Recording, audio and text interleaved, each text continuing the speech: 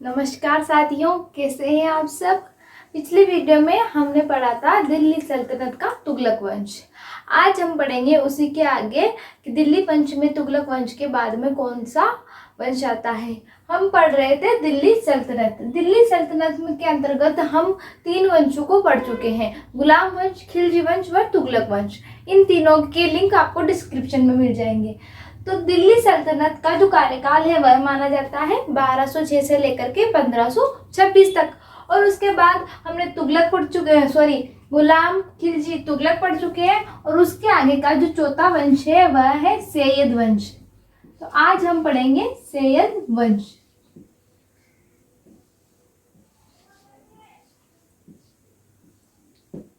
सैयद वंश का जो कार्यकाल है वह 1414 से लेकर के 1451 तक।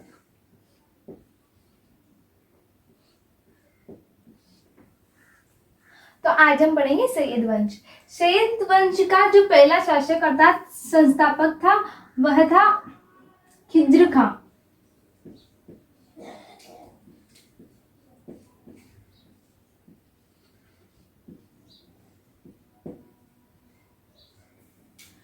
सैयद वंश का संस्थापक कौन था? खिज्र खां। यह किसका सेनापति था? यह तैमूर लंग का सेनापति था।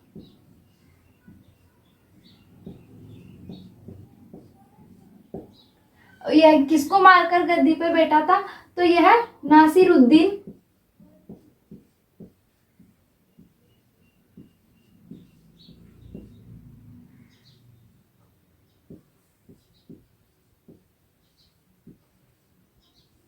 महमूद। नासिरुद्दीन महमूद जो कि तुगलक वंश का अंतिम शासक था।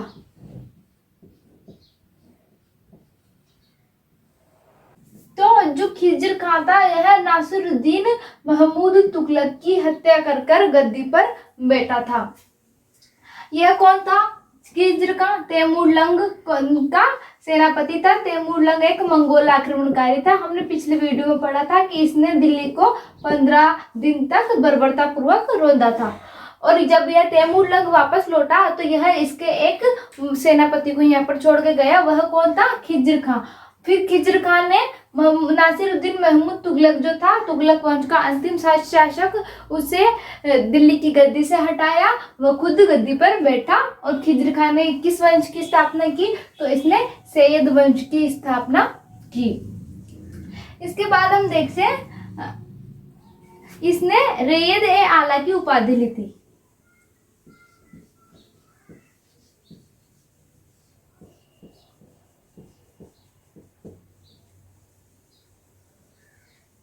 रैयद ए आला की उपाधि ली थी।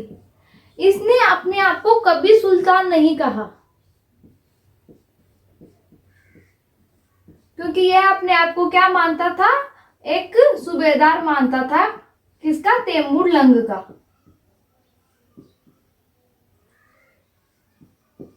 तो इसने अपने आप को कभी भी राजा नहीं घोषित किया, कभी भी सुल्तान नहीं माना। यह कहता था कि मैं तो तैमूर लंग का सेनापति हूं। और इसने एक सिक्का चलाया था। उस सिक्के पे भी इसने शाहरुख का चित्र छपवाया था। यह शाहरुख जो है यह तैमूर का बेटा था, तैमूर लंग का।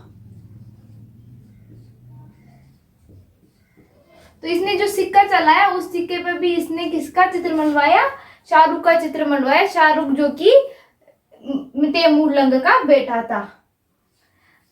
इसके अलावा यह समय समय पर जो तैमूर लंग है इसको कर भी भेजा करता था। अर्थात इसने सैयद वंश की स्थापना तो की थी, लेकिन यह एक सूबेदार ही था, एक सेनापति था। और यह तैमूर की तरफ से भारत पर शासन कर रहा था और इसे सैयद वंश की स्थापना की थी। खिज्र खां के बाद दूसरा जो शासक आता है वह आता है मुबारक शाह।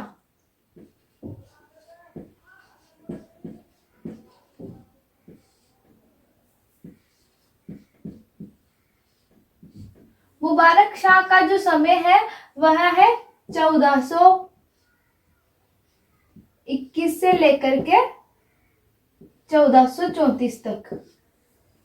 इसने क्या किया? इसने दिल्ली के निकट एक शहर की स्थापना की और उसका नाम था मुबारकाबाद।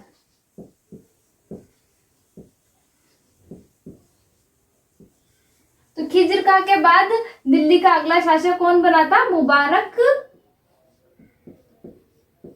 शाह बना था, जिसने दिल्ली के निकट मुबारकाबाद की स्थापना की। और इसका जो कार्यकाल है वह है 1421 से लेकर के 1434।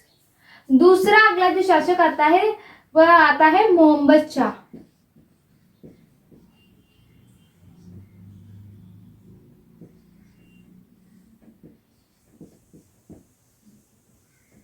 मोहम्मद शाह जो है इसने भी एक नगर की स्थापना की और वह था मोहम्मदाबाद।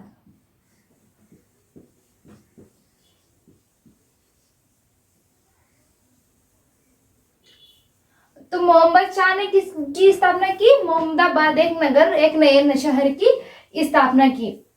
इसका जो समय है वह है 1435 से लेकर के 45।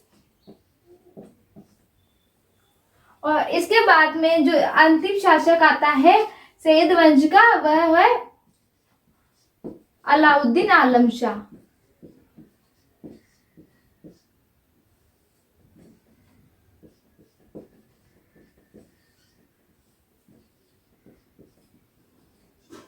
और इसका जो समय है वह है 1445 से लेकर के 1451 तक।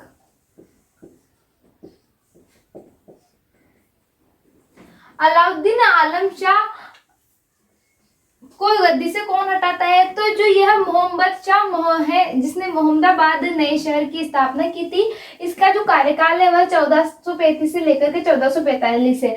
इसका एक सैनिक था मोहम्मद शाह का सेनापति था बहलोल लोदी।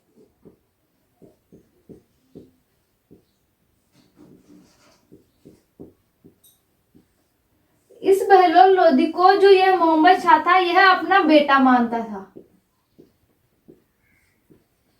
इससे इसके घनिष्ठ संबंध थे बहलोल लोदी से। और इस सेनापति को जो मोहम्मद शाह था वह अपना बेटा मानता था। अलाउद्दीन आलम शाह मोहम्मद शाह के बाद में जो गद्दी पर बैठता है वह बैठता है अलाउद्दीन आलम शाह, जिसका कार्यकाल है 1445 से लेकर के 1451 तक। तो जो ये बहलोल लोदी था इसने 1451 में अलाउद्दीन आलम शाह को किसी अन्य जगह की जागीरदारी दे दी व गद्दी से हटा दिया। इसकी हत्या नहीं की थी, इसको दूसरी जगह भेज दिया था और गद्दी से हटाकर इसने एक नए वंश की स्थापना की जो कि लोदी वंश है।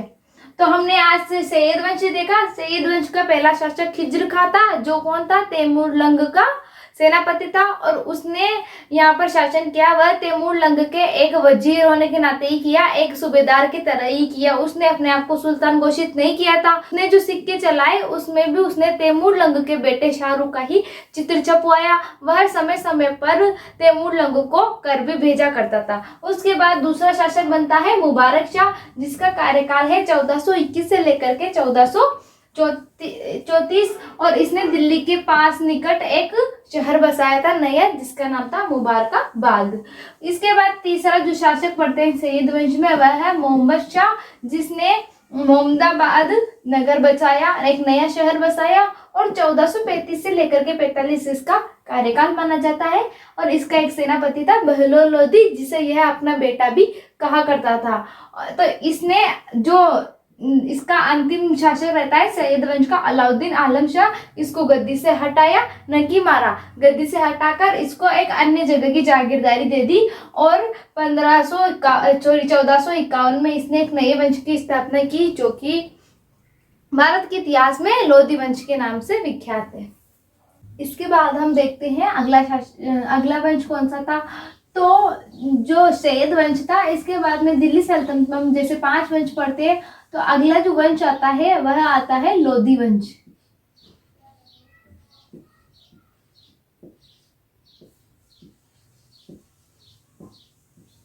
लोदी वंश का जो कार्यकाल माना जाता है वह है 1451 से लेकर के 1526। तो अगला जो हमारा वंश है वह कौन सा वंश है? लोदी वंश। यह एक अफगान वंश था। जैसे कि सैयद वंश जो है वह पहला ऐसा वंश था दिल्ली सल्तनत का जो कि शिया वंश था। बाकी सारे सुन्नी वंश बैठे थे दिल्ली की गद्दी पर। सैयद वंश पहला ऐसा वंश था जो कि शिया शाखा का था। मुसलमान की दो शाखाएं होती है, शिया सुन्नी, उसमें से शिया शाखा का था। और जो ये लोदी वंश की स्थापना की थी बहलोल लोदी ने, यह कौन से वंश के थे? अफगान वंश के थे। इसका जो संस्थापक था वह था बहलोल लोदी।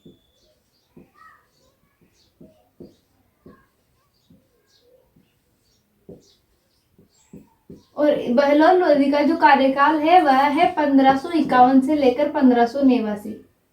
सॉरी 1451 से लेकर 1589।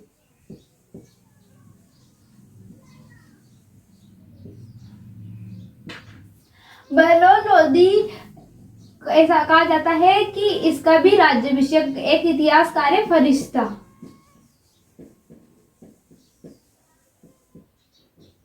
इतिहासकार फरिश्ता ने कहा है कि बहलोल लोदी का भी राज्याभिषेक 2 बार हुआ है।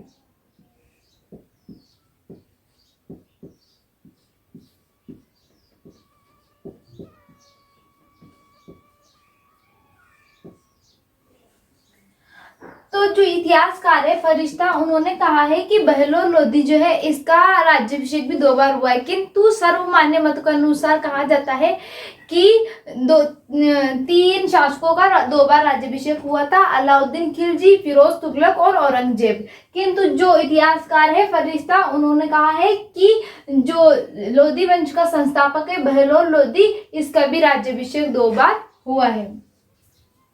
बहलोल लोदी ने जौनपुर को दिल्ली में मिला लिया था। जौनपुर बिहार में है। 1484 में इसने 1484 में जो जौनपुर है बिहार में, इसे दिल्ली में मिला लिया था।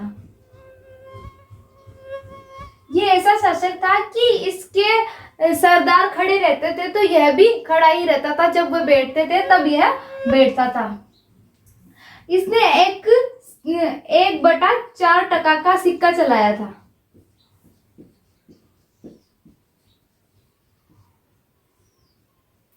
और उसे बहलोली सिक्का कहते थे।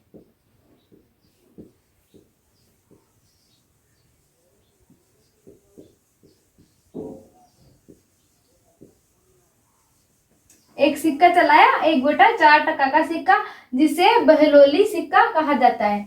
तो हम पढ़ रहे हैं लोदी वंश। लोदी वंश का जो संस्थापक है वह कौन है? बहलोल लोदी।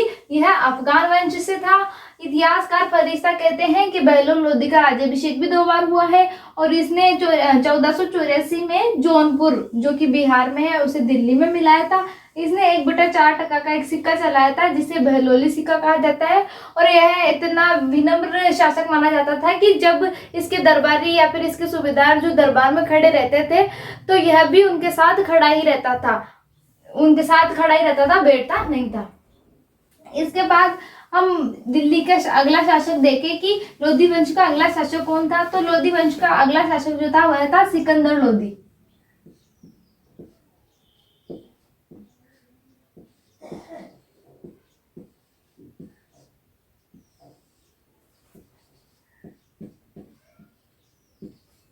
सिकंदर लोदी का जो कार्यकाल है वह है 1489 से लेकर 1517।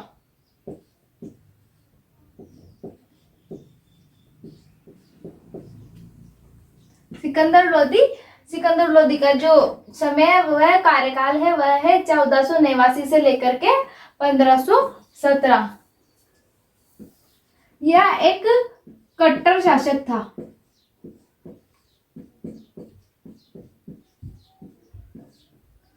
औरंगजेब का अग्रगामी।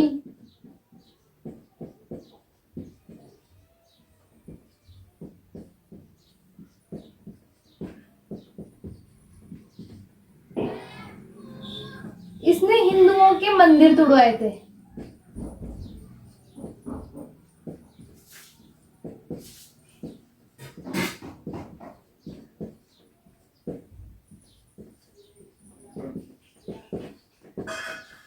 इसने मंदिर तुड़ाओ आंदोलन भी चलाया था। कब?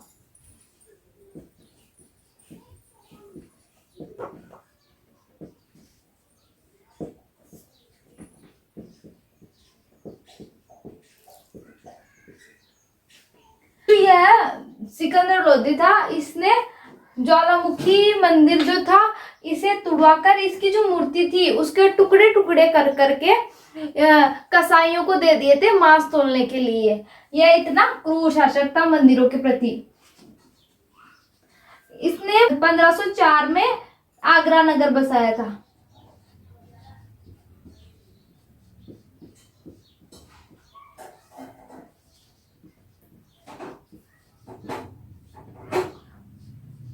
पंद्रह सौ पांच में इसने आगरा को अपनी राजधानी बनाया था।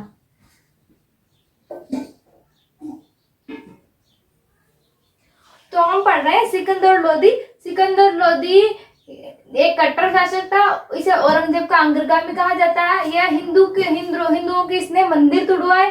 इसने मंदिर तुड़ाओ आंदोलन चलाया था। ज्वालामुखी मंदिर को तुड़वाकर उसकी जो मूर्ति थी उसके टुकड़े टुकड़े कर कर कसाईयों को दे दिए थे मांस तोलने के लिए, उसके बाट बनाकर। 1504 में आगरा नगर बसाया था। 1505 में इसने आगरा को अपनी राजधानी बनाया था। सिकंदर लोधी जो था यह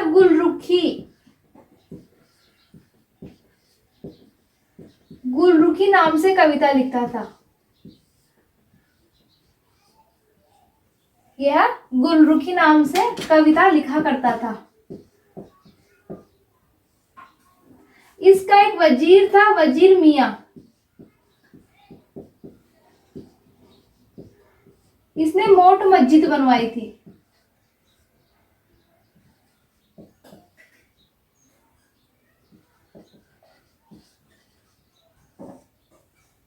इसने एक गज चलाया था जिसे सिकंदरी गज कहते हैं। यह 30 गज की एक गज थी जिसे सिकंदरी गज कहते हैं।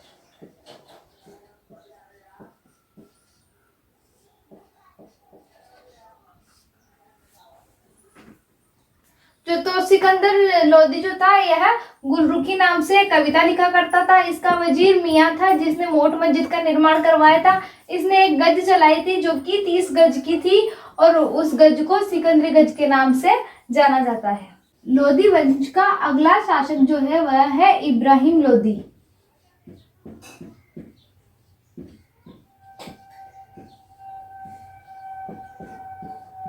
इब्राहिम लोधी का जो कार्यकाल है वह है 1517 से लेकर के 1526।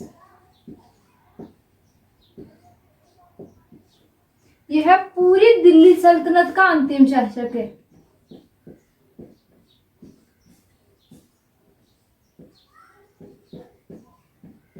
पूरी दिल्ली सल्तनत का अंतिम शासक और एकमात्र ऐसा शासक जिसकी मृत्यु युद्ध में हुई। युद्ध लड़ते हुए मरने वाला पहला दिल्ली सल्तनत का ऐसा एकमात्र शासक तो वह कौन है? इब्राहिम लोधी। यह लोधी वंश का ही नहीं अपितु संपूर्ण दिल्ली सल्तनत का अंतिम शासक है। इसने मेवाड़ के राणा सांगा के साथ 2 युद्ध लड़े थे।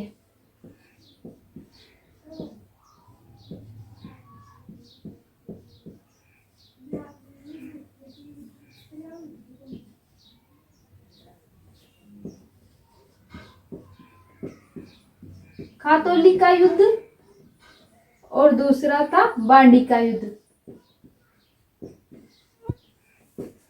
खातौली का युद्ध जो था यह 1517 में लड़ा था और बांडी का युद्ध जो हुआ यह हुआ था 1519 में। इन दोनों युद्धों में इब्राहिम लोधी की हार हुई थी। इसके बाद में इब्राहिम लोधी के चाचा थे एक, उन्होंने इब्राहिम लोधी को मारने के लिए काबुल के शासक बाबर को बुलाया था। ये वही बाबर है जो बाद में मुगल वंश की स्थापना करता है। इब्राहिम लोधी के चाचा ने काबुल के शासक बाबर को इब्राहिम लोधी की हत्या करने के लिए बुलाया था। उसके बाद 21 अप्रैल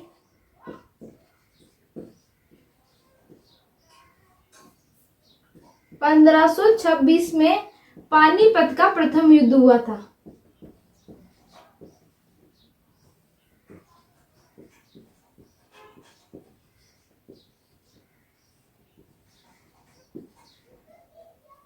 और यह युद्ध हुआ था बाबर और इब्राहिम लोदी के बीच।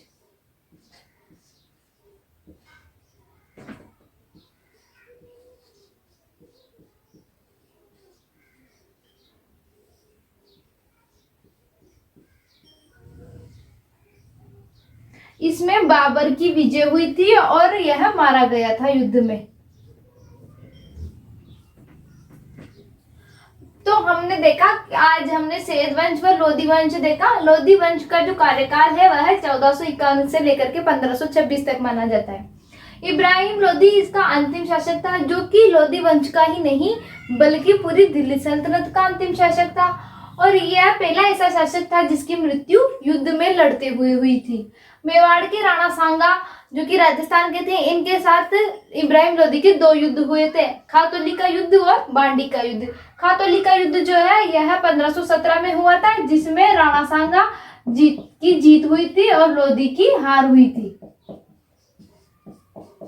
फिर उसके बाद में 1519 में वापस राणा सांगा के और इब्राहिम लोदी के बीच युद्ध हुआ, बांडी का युद्ध के नाम से प्रख्यात है। और यह हुआ 1519 में। इसमें भी राणा सांगा की जीत हुई और इब्राहिम लोदी की हार हुई। उसके बाद में जो इब्राहिम लोदी थे, इसे गद्दी से हटाने के लिए इसके चाचा ने काबुल के जो शासक थे बाबर, उसे बुलाया। फिर 21 अप्रैल 1526 को पानीपत का प्रथम युद्ध हुआ बाबर और इब्राहिम लोदी के बीच, जिसमें इब्राहिम लोदी युद्ध में मारा गया। बाबरनामा के अनुसार तो यह है, बाबरनामा में यह लिखा गया है कि जो बाबर था, इसे राणा सांगा ने, मेवाड़ के राणा सांगा ने भारत में बुलाया था। और सर्वमान्य मत के अनुसार जो इब्राहिम लोदी के चाचा थे, उन्होंने बाबर को बुलाया था। ठीक है, हमारा दिल्ली सल्तनत आज समाप्त हुआ। इसके बाद जो बाबर है वह इब्राहिम लोदी की हत्या करने के बाद 1526 में मुगल वंश की स्थापना करता है। अगले वीडियो में मिलते हैं मुगल वंश के साथ। Thank you.